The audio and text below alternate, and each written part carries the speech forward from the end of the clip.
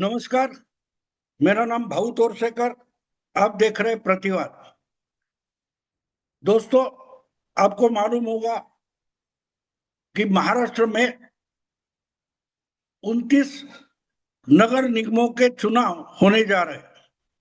बहुत लंबे अरसे से 3-4 या सर कुछ 2-3-4 साल से बहुत सारे नगर निगम प्रशासक के हाथों से काम चला रहे हैं।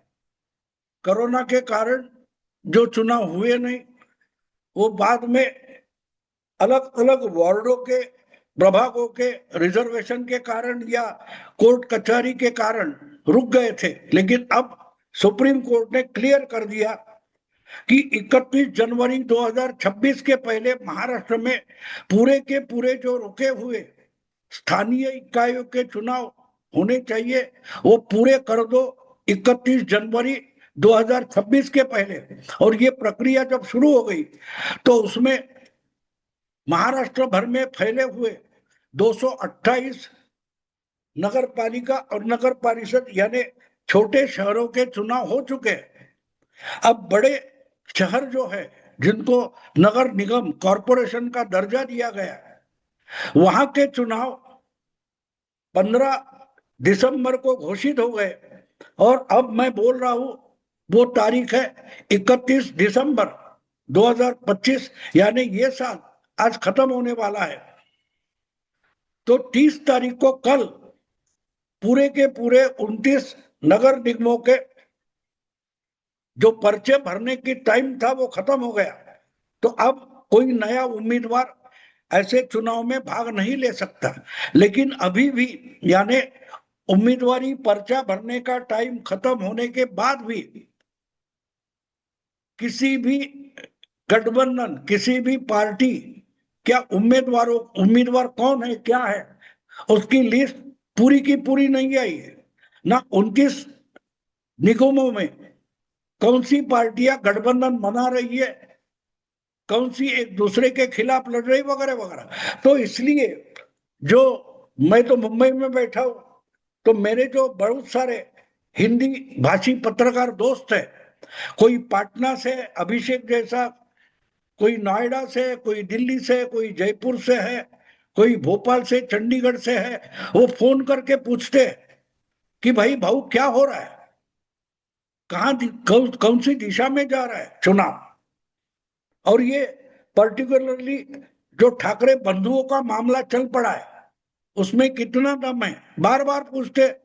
और अब तो जब पर्चा भरने का ही टाइम खत्म हो गया और बचे सिर्फ 15 दिन, क्योंकि 15 जनवरी को वोटिंग होनी है और 16 जनवरी को मतगणना होने वाली है। तो सब लोगों को अपना अपना जो विश्लेषण करना है, उसके लिए विश्वास से मुझे पूछते कि भाई मुंबई में या महाराष्ट्र में क्या हो रहा है। बात यह है दोस्तों कि खबरें जो चलाई जाती है, तो खबरें चलाने वाले को भी खबर का पता होना चाहिए। हमने देखा बिहार चुनाव जो हो रहा था, देश भर में उसकी चर्चा चल रही थी। राहुल गांधी ने पदयात्रा निकाली, वोट चोरी पर पदयात्रा निकाली, प्रदर्शन किए, वगैरह वगैरह। फिर क्या बोलते हैं उसको, पावर पॉइंट प्रेजेंटेशन किया। और अलग अलग ओपिनियन पोल आ रहे थे, छोटे मोटे एग्जिट पोल तक आ गए। लेकिन सबके सब फ्लैट हो गए, मटिया मेट हो गए, सबके अंदाज गलत हो गए। और इसका कारण मैं एक ही मानता हूं, अगर आप जमीनी हकीकत से दूर है, मतलब आपको खबर का पता नहीं है। और दूसरी बात यह होती है कि एक जगह खबरें देने का कोशिश होती है, विश्लेषण करने की कोशिश होती है, और दूसरी जगह एक भूल भुलैया खड़ा किया जाता है, बवाल और माहौल खड़ा करने की कोशिश की जाती है।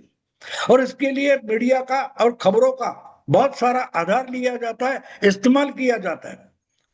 तो आज महाराष्ट्र में अगर हम देखें, तो महाराष्ट्र में भी ऐसा एक माहौल खड़ा कर दिया गया है कि भाई 20 साल के बाद महाराष्ट्र में दो दिग्गज नेता साथ हो गए। कौन? उद्धव ठाकरे और राज ठाकरे। 20 साल पहले राज ठाकरे खुद ही शिवसेना से निकल गए थे और उद्धव ठाकरे को मानो गाली देते देते उन्होंने अपनी दूसरी पार्टी बनाई, महाराष्ट्र नवनिर्माण सेना। और उसके बाद जो चुनाव में उतरे तो 2007 का बीएमसी चुनाव और 2009 का लोकसभा विधानसभा चुनाव, इसमें राज ठाकरे की पार्टी ने उद्धव ठाकरे के मंसूबे ध्वस्त कर दिए थे। लोकसभा में राज ठाकरे उद्धव के खिलाफ खड़े हो गए तो उद्धव के साथ साथ बीजेपी का भी नुकसान हुआ था, बड़ा नुकसान हुआ था। मुंबई के 6 और ठाणे डिस्ट्रिक्ट के 4 लोकसभा सीटें थी, 10 में से सिर्फ 1 सीट शिवसेना को मिले, ना बीजेपी को।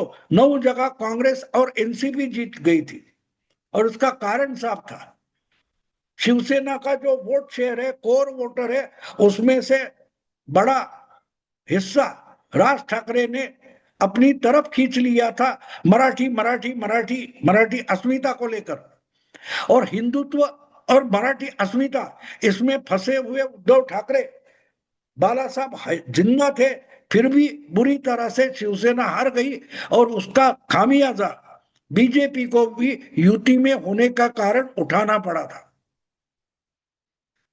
तो उसके बाद दो बंधुओं में, भाइयों में झगड़ा होता रहा, एक दूसरे को नीचा दिखाने की लगातार कोशिश होती रही। आपको याद दिलाता हूं, जब 2009 के चुनाव हो गए तो राज ठाकरे ने एक भी सीट नहीं जीती थी, लेकिन सबसे पहले मीडिया के सामने अगर कौन आया तो राज ठाकरे आए और उद्धव को नीचा दिखाने के लिए उन्होंने प्रेस के सामने एक बयान दिया था, जो अमिताभ बच्चन अमर अकबर एंथनी में जो डायलॉग है, विनोद खन्ना और अमिताभ बच्चन लड़ते हैं और जब पुलिस थाने में उसको बंद कर दिया जाता है तो अमिताभ बच्चन इंस्पेक्टर विनोद खन्ना को बोलता है कि तुमने हमको बहुत मारा, हमने तुमको सिर्फ एक मारा लेकिन सॉलिड मारा है कि नहीं। ये डायलॉग राज ठाकरे ने 2009 के उस प्रेस वार्ता में किया था और उसका जो रुख निशाना था वो सीधा सीधा उद्धव ठाकरे था कि तुमने मुझे पार्टी में मारा, पार्टी से बाहर निकलने के बाद मारा, लेकिन चुनाव के समय मैंने तुझे एक ही सॉलिड ऐसा मारा कि पूरी मुंबई में लोकसभा की चुनाव में शिवसेना उद्धव की धूप गई, खत्म हो गई।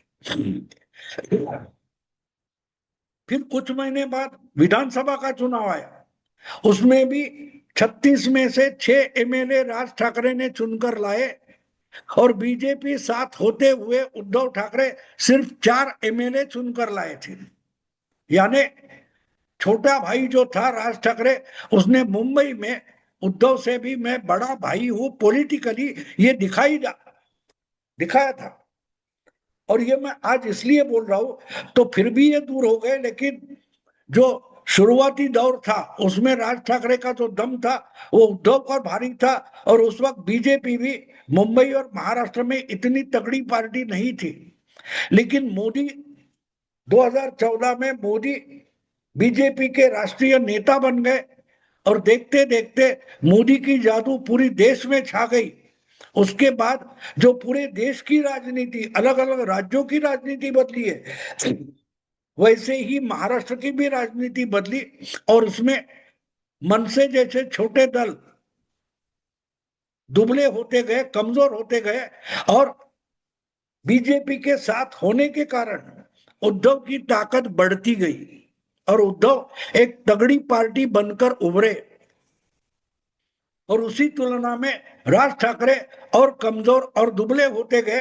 2014 में उनका एक एमएलए सिर्फ चुनकर आया था, 2009 में 13 एमएलए थे, बचे 2014 में एक बचा था, फिर 2019 में एक आया, 24 में तो एक भी एमएलए नहीं है। तो आज की तारीख में राज ठाकरे बहुत कमजोर पार्टी है और उद्धव ठाकरे भी इतने तगड़े नहीं है। बीजेपी के साथ उद्धव ने 2019 के बाद पंगा लिया, तो आज उद्धव की हालत भी बहुत बुरी है, बहुत बुरी है।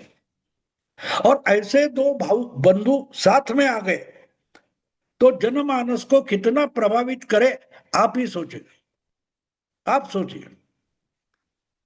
हाँ, मीडिया में बवाल है। आप मुंबई का मीडिया, हिंदी हो, मराठी हो या अंग्रेजी हो, वो अगर आप इंटरनेट पर देखोगे, टीवी पर देखोगे, तो आपको लगेगा दो ठाकरे बंधु साथ में आए तो बहुत बड़ा प्रभाव, धमाका हो चुका है। क्या जमीनी हकीकत वही है? जमीनी हकीकत वही है। अगर मीडिया सच होता, मीडिया अगर सच्ची खबरें देता और सच्चाई बताता, जमीनी हकीकत ढूंढ कर बताता, तो बिहार में मोदी शाह और नीतीश कुमार की इतनी बड़ी जीत नहीं होती। एनडीए को इतनी थंपिंग मेजॉरिटी अभी अभी 1 महीने पहले, 1.5 महीने पहले जो बिहार में मिली है, वो मीडिया सच होता तो नहीं मिलती। लेकिन मीडिया सिर्फ एक भूल भुलैया खड़ा करता है। वैसे ही आज महाराष्ट्र में ठाकरे बंधुओं के मनोमिलन का एक हवाई बनाकर खड़ा किया भूला भुलैया है। और ये सच्चाई है। दो साथ में आ गए, उसका मतलब क्या है? इस वीडियो का जो मैंने हेडिंग दिया है, शीर्षक दिया है, वो आप देखेंगे तो आपको पता चलेगा।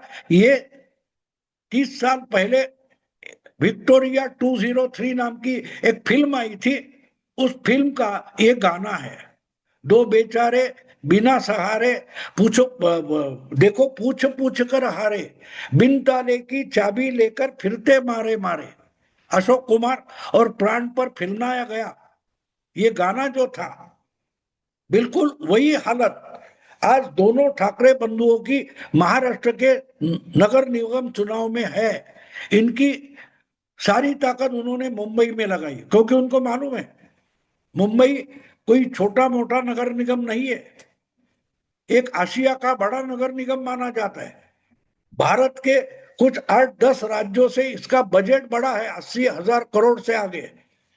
और इस नगर निगम के तिजोरी की चाबी जो जीतेगा उसके हाथ आएगी। लेकिन क्या वो चाबी मराठी अस्मिता है?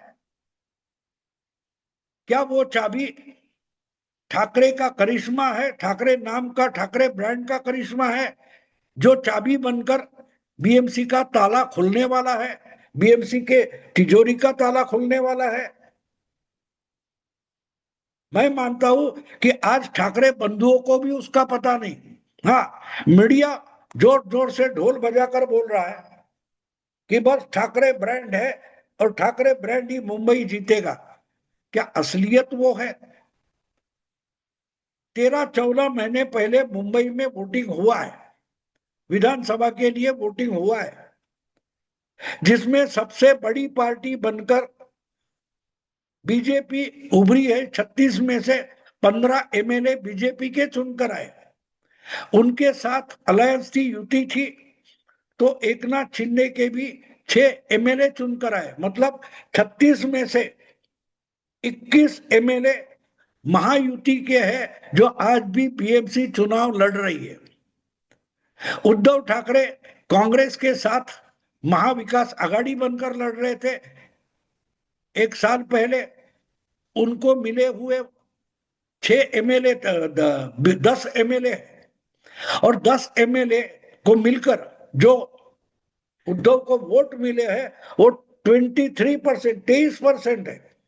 लेकिन आज उद्धव के साथ कांग्रेस नहीं है, उसके जगह उन्होंने राज ठाकरे को साथ में लिया है। राज ठाकरे का मुंबई के 36 में एक भी एमएलए नहीं है। लेकिन राज ठाकरे को पिछले विधानसभा चुनाव में अकेले लड़ते हुए 7% वोट मिले थे। तो अगर कांग्रेस के साथ उद्धव को मिले हुए 23% और राज को अकेले लड़ते हुए मिले हुए 7% साथ कर लेते हैं तो 30% होता है। लेकिन बीजेपी के वोट 29% है।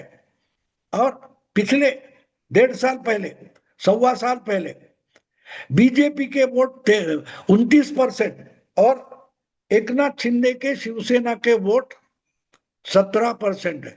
दोनों मिलकर 26% हो जाता है और 46%। तो 30 और 46% ये बड़ी गैप ठाकरे बंधु और बीजेपी शिवसेना युति में है।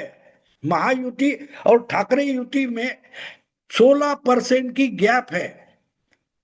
क्या ठाकरे बंधु, ठाकरे ब्रांड नाम का जो करिश्मा है, उसकी जो मीडिया ने चाबी बनाई है, वो चाबी कौन से ताले को लगने वाली है? बीएमसी का ताला इस चाबी से खुलेगा? ठाकरे ब्रांड नाम की चाबी से बीएमसी नगर निगम का जो चुनाव है या तिजोरी है, क्या वो खुलने वाली है? अगर खुलने वाली है तो बताना पड़ेगा कि जो गैप 16% की है, वो ठाकरे बंधु कितनी कम कर सकते हैं। 4% अगर शिवसेना बीजेपी महायुति का वोट घटता है तो भी वो 42% में जाते हैं, और 4% उनका वोट ठाकरे ब्रांड के पास आता है तो भी वो 34% हो जाते, यानी कि 8% की गैप फिर भी रहती है। और ये गैप भरना कोई आसान बात नहीं है। इसलिए जो भूल भुलैया बनाया गया कि ठाकरे बंधु इकट्ठा हो गए, साथ में आ गए। अरे मनमोहन सिंह को, जो मनमोहन देसाई को जो फिल्म बना पाता नहीं, ऐसी फिल्म मीडिया ने बनाई है। ठाकरे मनोमिलाप, मेले हुए बिछड़े, मेले में बिछड़े हुए दो बचपन के भाई 50 की उम्र में साथ आ गए, तो मुंबई की बीएमसी की हवा बदल गई। होगा क्या मराठी अस्मिता और ठाकरे ब्रांड की चाबी, बीएमसी की चाबी ताला खुलेगी? क्या पता दोस्तों। लेकिन मैं मानता हूं कि राज ठाकरे और उद्धव ठाकरे भी जानते हैं कि ठाकरे ब्रांड और अस्मिता की चाबी बीएमसी का ताला आसानी से खोलने वाली नहीं है। और इसलिए ये आज भी कांग्रेस साथ में आता है, कौन साथ में आता है ये ढूंढते फिर रहे। और इसलिए मुझे वो गाना याद आ गया, मैंने उसी का ही हेडिंग बना डाला, दो बेचारे बिना सहारे, देखो पूछ पूछ कर हाले, बिन ताले की चाबी लेकर फिरते मारे मारे। मीडिया को लगता है इस चाबी से, ठाकरे बैंड की चाबी से बीएमसी का ताला खुलेगा। आपको क्या लगता है? आप सोचिए। मैं रुकता हूं। अगर वीडियो पसंद है तो लाइक कीजिए, शेयर कीजिए और प्रतिवाद को सब्सक्राइब कीजिए। नमस्कार।